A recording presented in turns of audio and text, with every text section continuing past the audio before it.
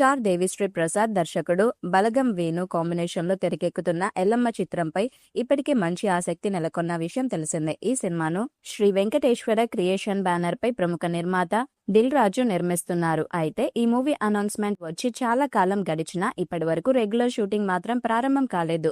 తాజాగా ఓ ఇంటర్వ్యూలో పాల్గొన్న దేవిశ్రీ ప్రసాద్ ఎల్లమ్మ సినిమాకు సంబంధించిన ఆసక్తికర విషయాలను వెల్లడించారు. ఆయన మాట్లాడుతూ ఈ చిత్రానికి సంబంధించిన పలు పనులు ఇప్పటికే పూర్తయ్యాయని తెలిపారు. కొన్ని పాటలు కూడా కంప్లీట్ చేశానని, ఫ్లాష్ బ్యాక్ ఎపిసోడ్ కు బ్యాక్గ్రౌండ్ స్కోర్ ను కూడా సిద్ధం చేశానని చెప్పారు.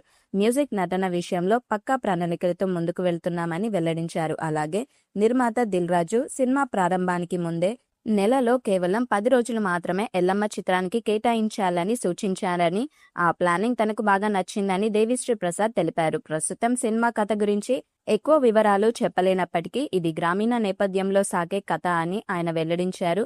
గ్రామీణ నేపథ్యంతో భాగోద్వేగాలు, మాస్ ఎలిమెంట్స్ కలగలిపి తెరకెక్కుతున్న ఈ చిత్రంపై ఇప్పటికే మంచి అంచనాలు ఏర్పడ్డాయి. ముఖ్యంగా హీరో ఎంపిక నుంచే ఈ సినిమా ఇండస్ట్రీలో హాట్ టాపిక్ గా మారింది. ఇక హీరోయిన్ ఎంపిక విషయంలో కూడా మేకర్స్ చాలానే ఆలోచించినట్లు తెలుస్తుంది. మొదట సాయి పల్లవి, ఆ తర్వాత కీర్తి సురేష్ పేరు బలంగా వినిపించింది. అలాగే శ్రీలీల, భాగ్యశ్రీ బోసే పేర్లు కూడా పరిశీలనలోకి వచ్చాయని టాక్. అయితే తాజా సమాచారం ప్రకారం ఇప్పుడు మృణాల్ ఠాగూర్ ను హీరోయిన్ గా ఫైనల్ చేసే దిశగా చర్చలు జరుగుతున్నాయట.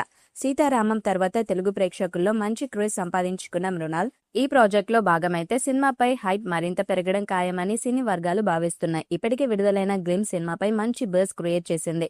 ఈ చిత్రాన్ని శ్రీ వెంకటేశ్వర క్రియేషన్ నిర్మిస్తుండగా త్వరలోనే రెగ్యులర్ షూటింగ్ ప్రారంభం కానున్నట్లు సమాచారం. మొత్తానికి ఎల్లమ్మ ఇప్పుడు టాలీవుడ్ మోస్ట్ అవైటింగ్ ప్రాజెక్టులలో ఒకటిగా చెప్పవచ్చు. ఈ వీడియో మీకు నచ్చినట్లయితే లైక్ చేయండి, షేర్ చేయండి, కామెంట్ చేయండి. మరిన్ని వీడియోస్ కోసం మా ఛానల్ ని సబ్స్క్రైబ్ చేయండి. నోటిఫికేషన్ కోసం పక్కనున్న గంట సింబల్ ని కొట్టండి.